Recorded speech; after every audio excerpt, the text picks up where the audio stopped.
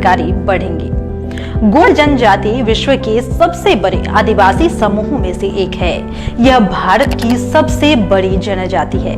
इसका संबंध प्राक द्रविड़ प्रजाति से है और इसकी त्वचा का रंग काला, बाल काले, होठ मोटे, नाक बड़ी और फैली हुई होती है। ये अलिखित भाषा गोंडी बोलने वाले माने जाते हैं, जिनका संबंध द्रविड़ भाषा से है। गोंड समुदाय भारत की एक प्रमुख जातीय समुदाय है। भारत के कटी प्रदेश, विंध्य पर्वत, सिवान, सतपुरा, पठार, छत्तीसगढ़ मैदान में दक्षिण तथा दक्षिण पश्चिम में गोदावरी नदी तक फैले हुए पहाड़ों और जंगलों में रहने वाली ऑस्ट्रेलॉयड नस्ल और फिर द्रविड़ परिवार की एक जनजाति है, जो संभवतः 5वीं-6वीं शताब्दी में दक्षिण से गोदावरी के तट को पकड़कर मध्य भारत के पहाड़ों में फैल गई। आज भी मोदियाल गोंड जैसे समूह है जो गोंडों की जातीय भाषा गोंडी है, जो कि द्रविड़ परिवार की है और तेलुगु, कन्नड़, तमिल से संबंधित है।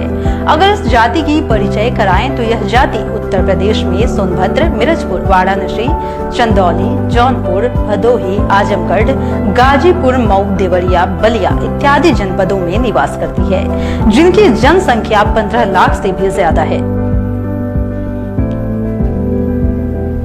गोंडों का प्रदेश गोंडवाना के नाम से भी प्रसिद्ध है, जहां 15वीं तथा 17वीं शताब्दी राजा गोंड राजवंशों के शासन स्थापित थे। किंतु गोंडों की छिटपुट आबादी समस्त मध्य प्रदेश में है।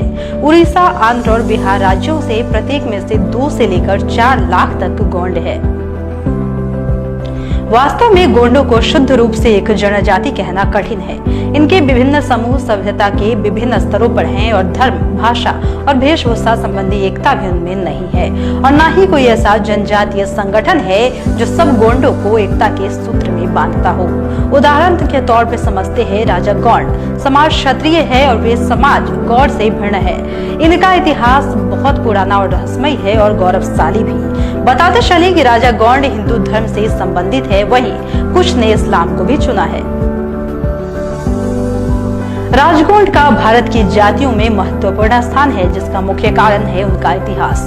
15वीं से 17वीं शताब्दी के बीच गोंडवाना में अनेक राजगोंड राजवंशों का दृढ़ और सफल शासन स्थापित था। इन शासकों ने बहुत ही दृढ़ दुर्ग, तालाब और स्मारक बनवाए, सफल शासकीय नीति तथा दक्षता का परिचय दिया।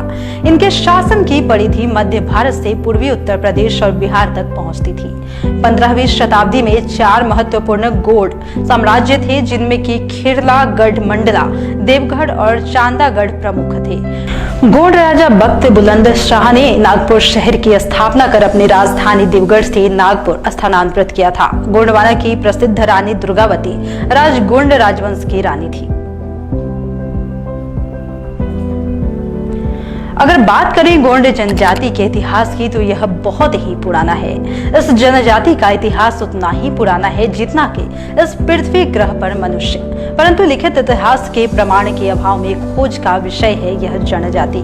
गोंड जनजाति के प्राचीन निवास के क्षेत्र में साक्ष्य उपलब्ध है और यह समुदाय द्रविड़ वर्ग के माने जाते हैं, जिनमें जाति व्यवस्था नहीं थी। गहरे रंग के ये लोग इस देश में कोई 5 या 6 हजार वर्ष पूर्व से निवासरत है। एक प्रमाण के आधार पर कहा जा सकता है कि गोंड जनजाति का संबंध सिंधु घाटी की सभ्यता से भी रहा है।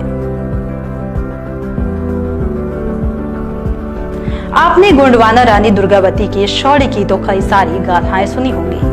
आपको बताएं कि उनकी गाथाओं को आज भी गोंडी, हलवी और फिर भतरी लोकगीतों में बड़े वर्ग के साथ गाया जाता है। आज भी कई पारंपरिक उत्सवों में गोंडवाना राज्य के किस्से कहानियों को बड़े चाव से सुनकर उनके वैभवशाली इतिहास की परंपरा को याद किया जाता है। उन्होंने विभिन्न हिस्सों में अपने अपने राज्य विकसित किए, जिसमें से नर्मदा नदी बेसिन पर स्थित गढ़ मंगला एक प्रमुख गोंडवाना राज्य रहा है। राजा संग्राम शाह इस साम्राज्य के पराक्रमी राजाओं में से एक थे, जिन्होंने अपने पराक्रम के बल पर राज्य का विस्तार और नए नए किलों का निर्माण किया। 17वीं शताब्दी के समय गोंड राजा प्रताप सिंह जूदेव गुबड़ा दरेश का उल्लेख मिलता है। यह बहुत ही बुद्धिमान और प्रतापी राजा थे।